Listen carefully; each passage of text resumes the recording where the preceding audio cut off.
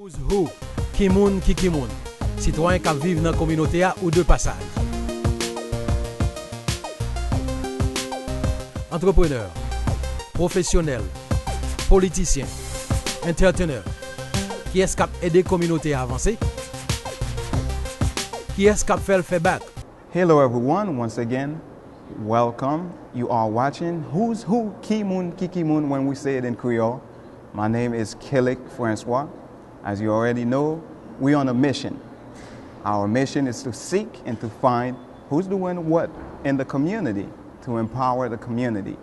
Well, a new show, and definitely we have a new special guest. I'm sure you don't want to miss who we will be speaking with next. So please sit back, relax. We're taking a quick pause, and we will be right back.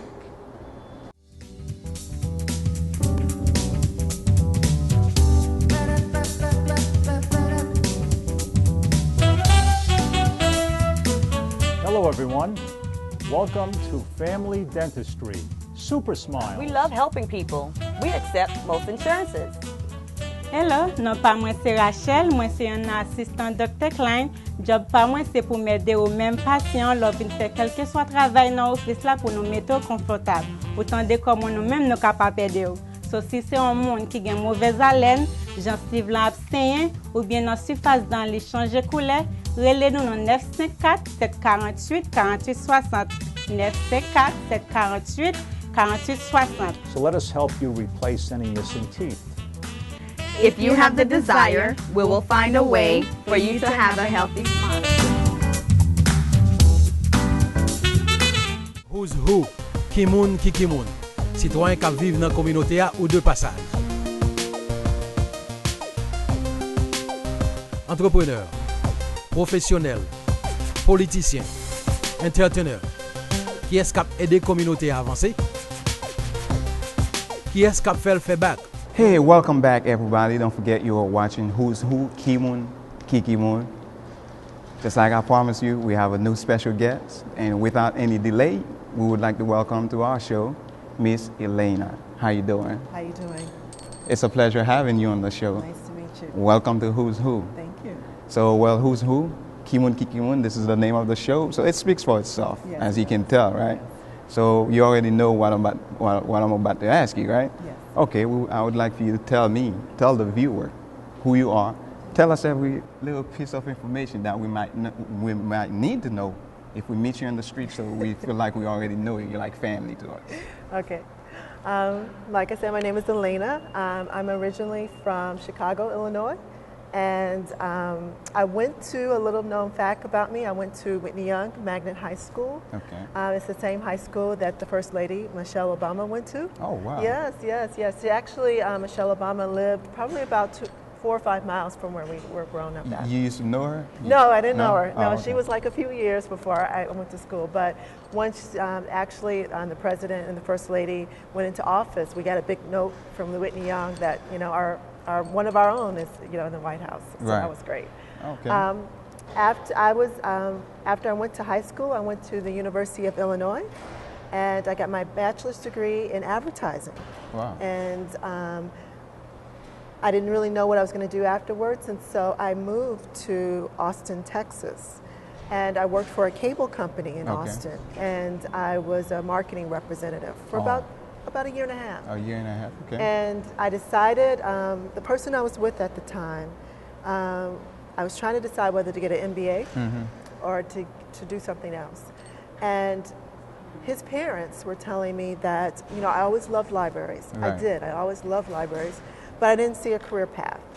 So, but they were like directors. They were pretty high up in the, they were executive directors. And they said that there was a bigger career path for you. And Right. so you really should think about becoming a librarian. And I wasn't like enamored with it. Okay. But I said, you know, the degree was only a year. I could try it, and if I didn't like it, I can just go back and get that MBA. Yeah, you can always do something else. So I decided to go back, so I went back to Chicago, where I'm from, and I got my degree, and I've been a librarian ever since. It's been 14 years. 14 years. Yes.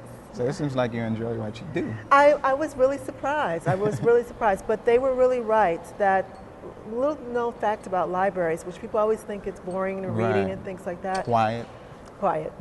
But what I found is that there's so many different things that you can get into librarianship. For me, who's easily bored, can like go and do a variety of different things. And so Right. within my career, I was able to like work at a university. I was able to work for the federal government. I was able to work for a big corporation.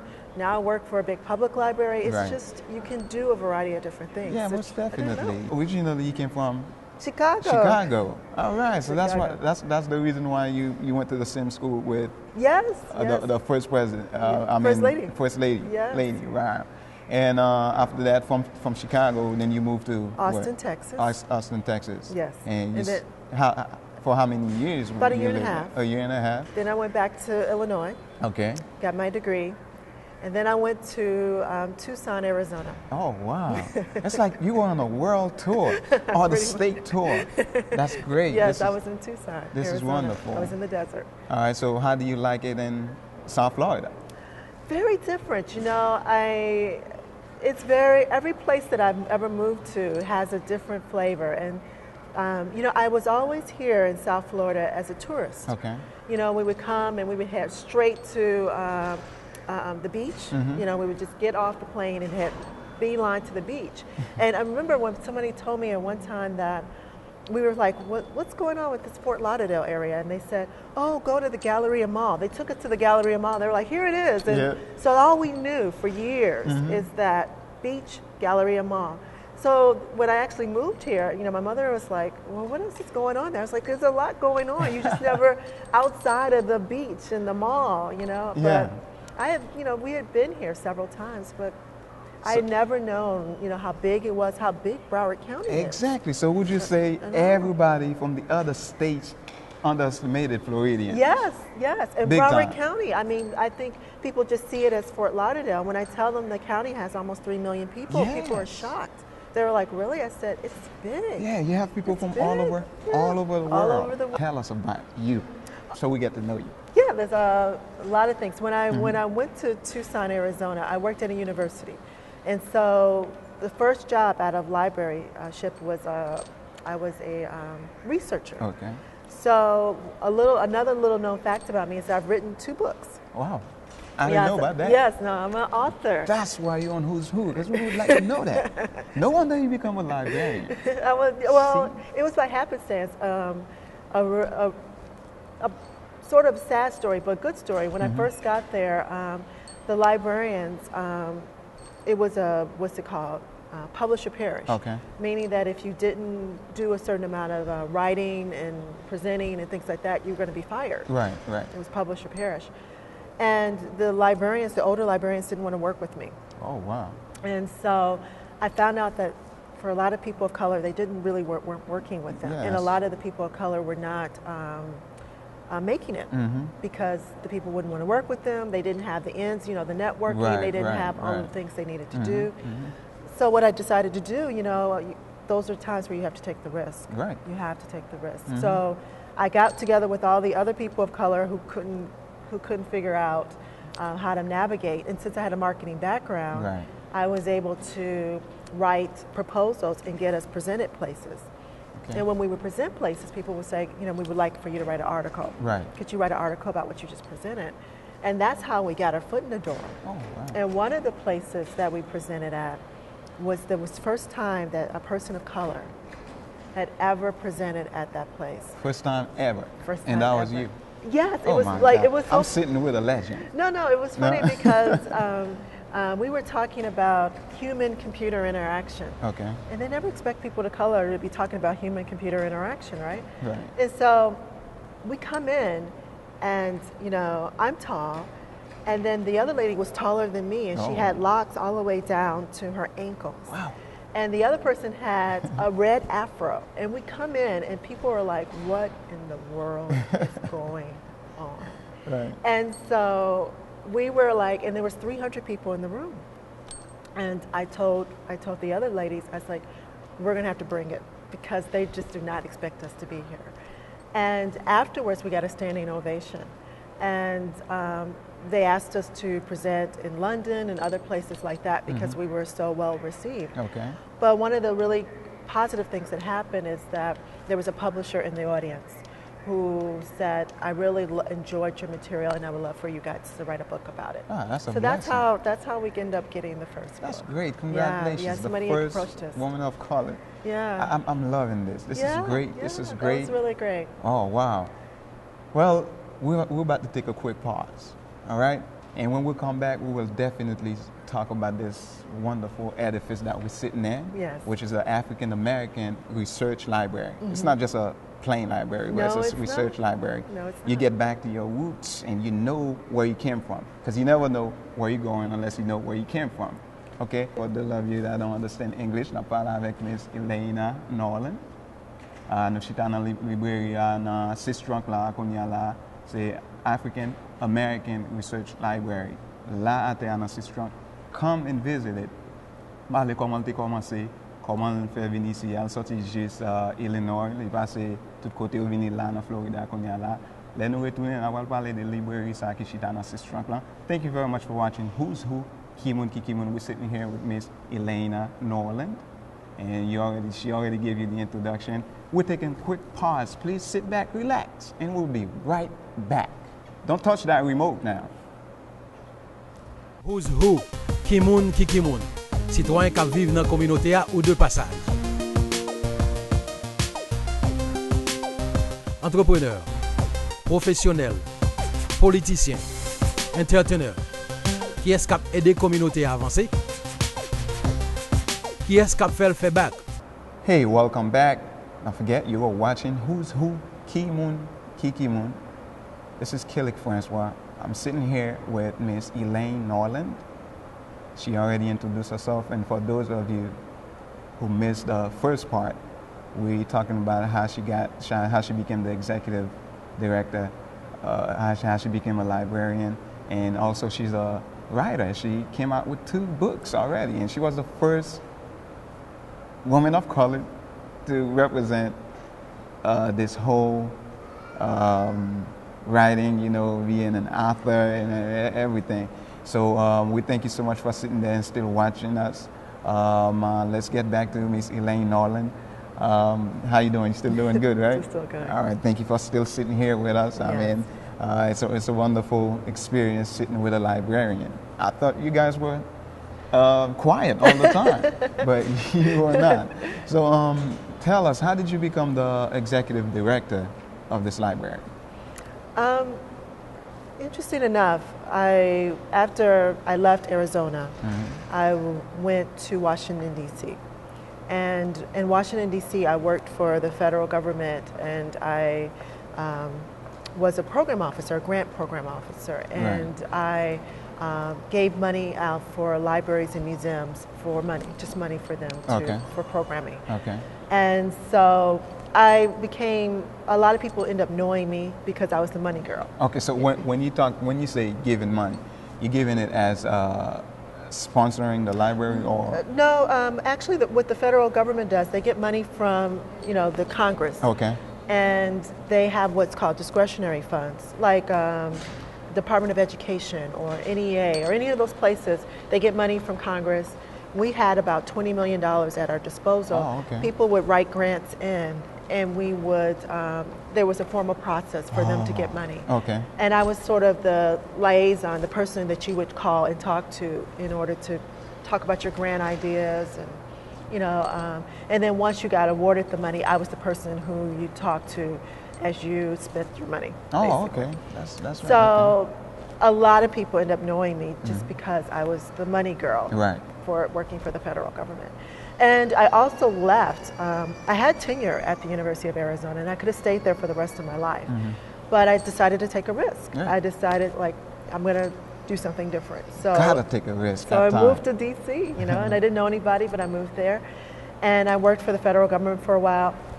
And then I also worked for a very high-profile corporation within libraries, and I worked there for a few years too. Okay. So, long story short, what this library was looking for. We have an assistant director who does the day-to-day operations. She manages the staff and stuff, but they were looking for somebody who knew about national visibility, and they also wanted to have someone who had a bigger picture vision to help move this place forward. Right. So when they asked me to come interview, that was the skill sets that they were looking for. And so I was a little hesitant because I had never necessarily worked for a public library before. That's understanding. But they were like, we're looking for a risk taker, we're looking for someone who knows people out, nationwide and Right. stuff like that, which I did. I was lucky. I've been very fortunate to have met a lot of people, That's in my great. career. That's Yeah. great. And I presented different places. I was actually a keynote in Jamaica Oh, wow. and a variety of places. And so they also were looking for how we can make ties with the Caribbean. And so since I had, been to the Virgin Islands and different places presenting, that was, in my favor too. That's great. So Yeah. becoming a librarian, well, especially the executive director, it's not like you just sit in a library. But No. you also get to travel. You Well, went to Jamaica. I've been very fortunate. I've been very blessed. The original book that I wrote was an international book. It was, and it was picked up all over the world. So Okay. I went to London, I've been to Paris, I was in Australia, and Spain. And then I was in Jamaica. I've been to a variety of different places. Just like I said, a world tour. Yeah, it was great. It's So just very fortunate. As far as those books, where can someone find those books? Amazon.com. You just type Elena Norland. .com. Yeah, You and heard you will that. find So it. you wouldn't yeah. be able to get a book in this library. They have it. They my have it book upstairs? in special collections. Oh, special collections. Yeah, they have She's it. that big. No. They're huge. So, Elena, what does it take to become an executive director of a library?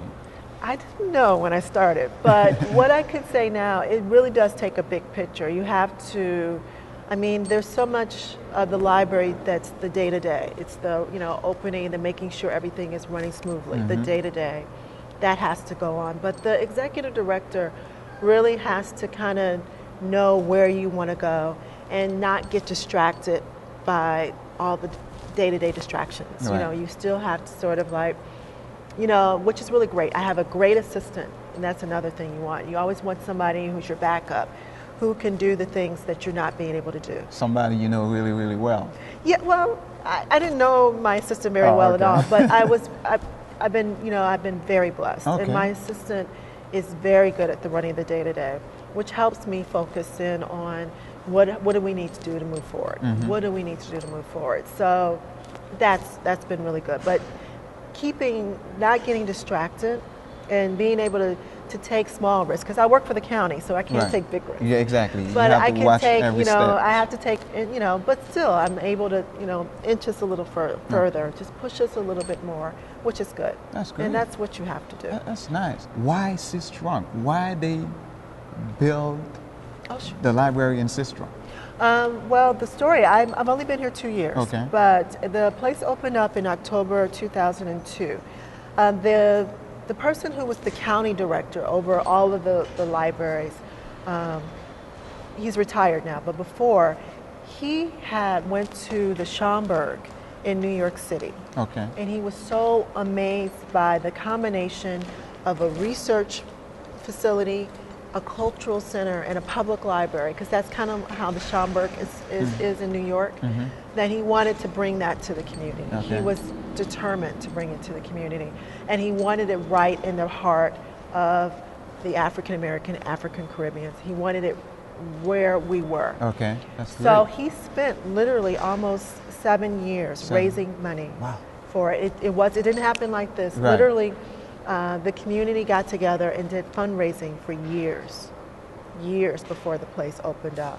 And because the county only gave them a certain amount of money, he had to raise over $7 million. $7 million. Wow. So, and he was able to do that. And it was his vision to have something of a source of pride that was just like the Schomburg or Auburn Avenue in Atlanta, Okay. where it would just be somewhere that would have a national recognition and bring national recognition to South Florida. To South Florida. Yeah. So is this the only library they have, or they have many Only libraries? 3 in the country. 3 of them. So where are they located? One's in New York City, the Schomburg. Okay. And the other one's Auburn Avenue in Atlanta. I'm sorry, there's another one in Denver. So they have 4 altogether. 4 in the whole All right. country. In the whole country. The whole country. Wow, this is great. Yes. And we have one, fortunately Right, enough, they have in one South Florida. in South Florida, Yes. and it is in Sistrunk. I don't know if you heard about this, Sistrunk history. Yes. Drug dealer, prostitution, and all that about Yes, to change. yes. As you already know, we're working on a project. We will not unveil our project yet, but people will see. And it will be right here in Sistrunk. I'm sure Sistrunk will be big. I don't know if you're familiar with this quote. The first will become the last, and the last will become the first.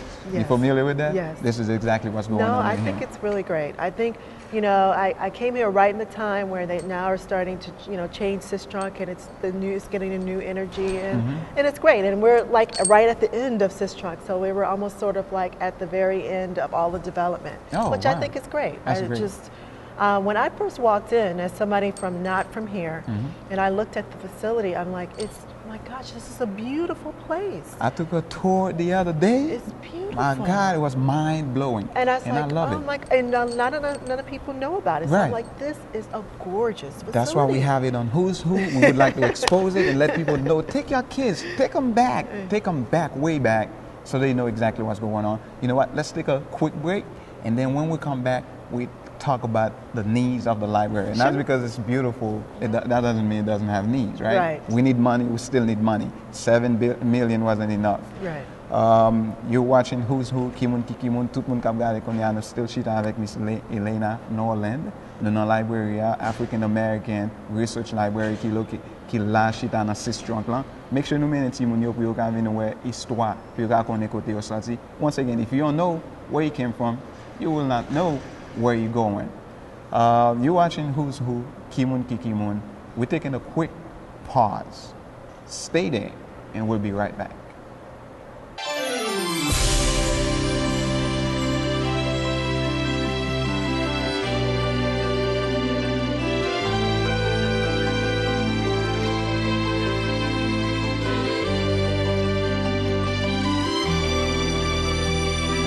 Jules Tuxedo à Fort Lauderdale, 701 Nord-10 13e Street, téléphone 954 760 41 42. Virgile Tuxedo à Miami, 8210 Nord-10 2e Avenue, téléphone 305 757 48 22. À Virgile Tuxedo, courtoisie, bon service, meilleur choix. Once again, welcome back.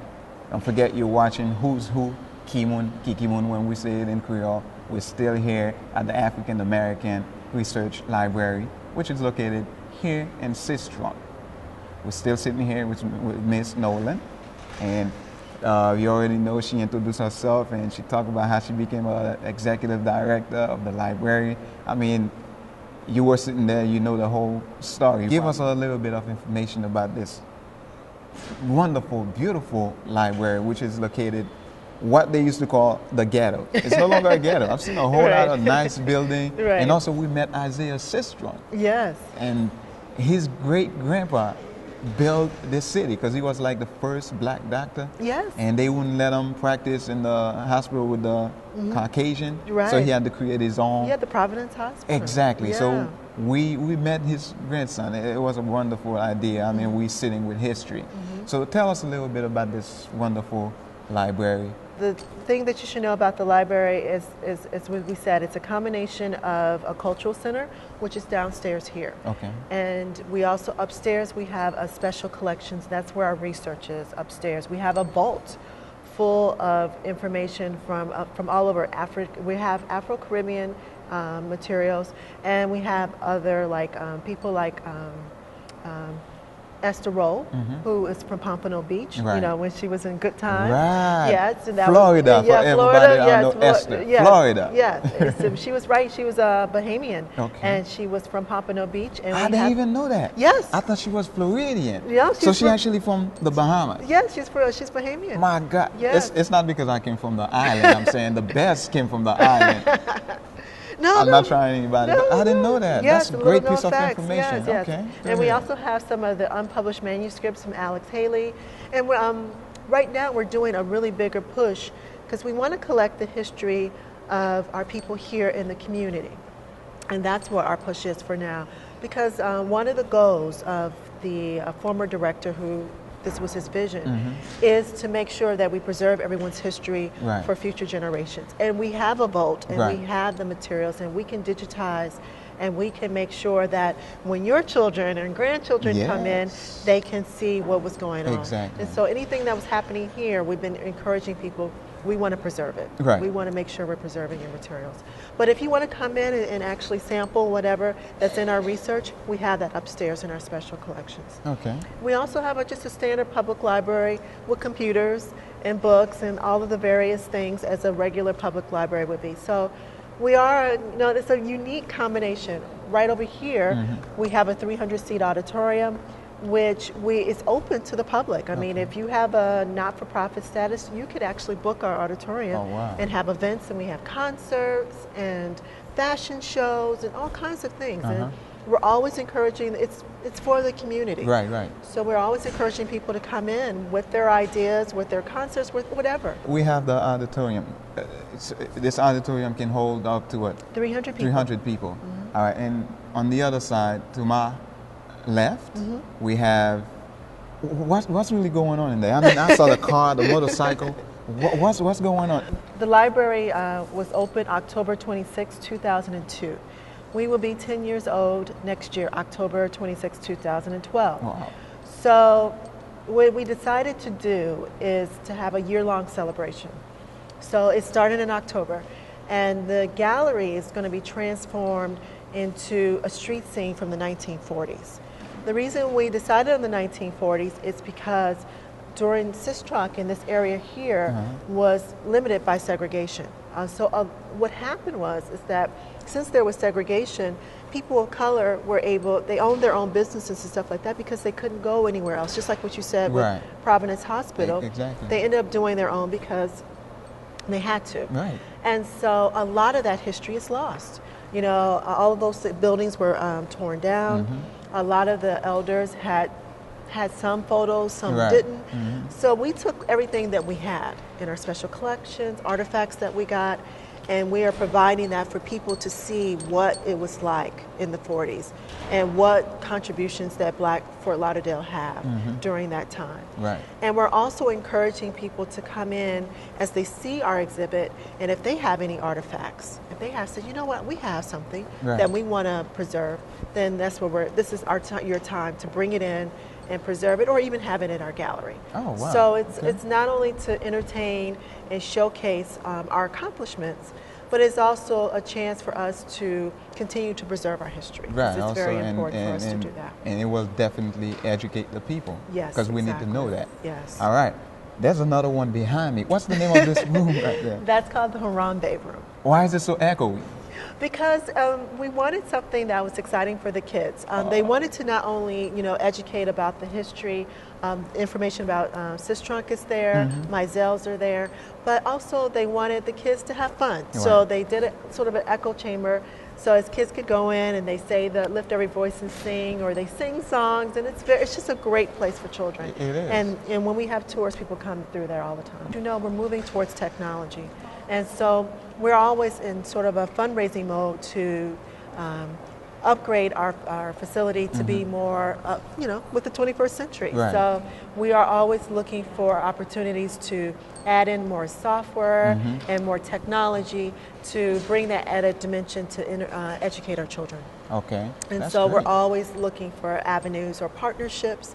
We're open to that too. So I would really highly suggest to come in and work with us to see what we can do to work together. Yeah, to empower our people. Yeah. It's been a pleasure Thank meeting you you. very much. It's been a wonderful, wonderful experience meeting you. So is there because before we leave, we always leave a positive message, especially for the young people that are watching. If you have any positive message, please, this is the time to speak to them face to face. I would say a lot of times people always ask me when they hear about different things that I've done, how was I able to do it? And when kids come, and when I tell them that I gave a talk to 1,000 people somewhere, how were you able to do it? And I would always encourage people that a lot of things I did was because I took the risk. And I knew, and a lot of times it didn't work out. Right. We always have to realize it's not going to work out 100% all the time. But if we keep trying and just say, you know, what is the worst that could happen is someone says no. And really keep pushing, and then positive energy saying that it's all going to work out. Right. And, you know, if the door closed, another door will open. Then that's usually how things have happened for me. Sort of like if I've had more doors, more no's, no, we're never going to do it, than you could ever imagine. I don't know how many times I've been rejected. Right. But the door, I found out later the door was closed for a reason. Right. Later on, I mean, as I get older, I'm like, now that I get a no, I'm like, that means that the yes is going to be even better. And I want us as a people of color to realize that we should take risk. And it might not always work out right, but it's all going to, if we keep the positive energy, it'll all work out for the good. That's it. Yes. Well said. Yes. Thank you very much You're for welcome. your time, You're for welcome. sitting down with us. You're watching Who's Who, Kimun Kimun. I'm Kelly Francois.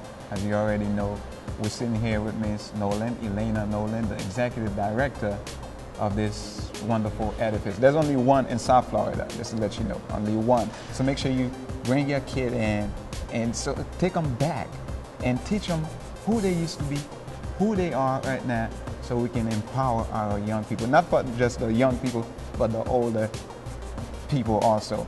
N'a regardé Who's Who, Kimun Kikimun.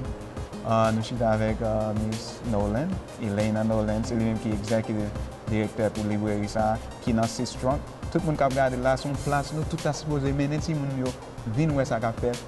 On gon show qu'a pral ouvrir là, qu'a montré 1940 comment ba yo t'a marché dans 6 Trunk là. Déjà connaît 6 Trunk son mauvais place lié. So m'inviter nous tout vin checker, come check out your history.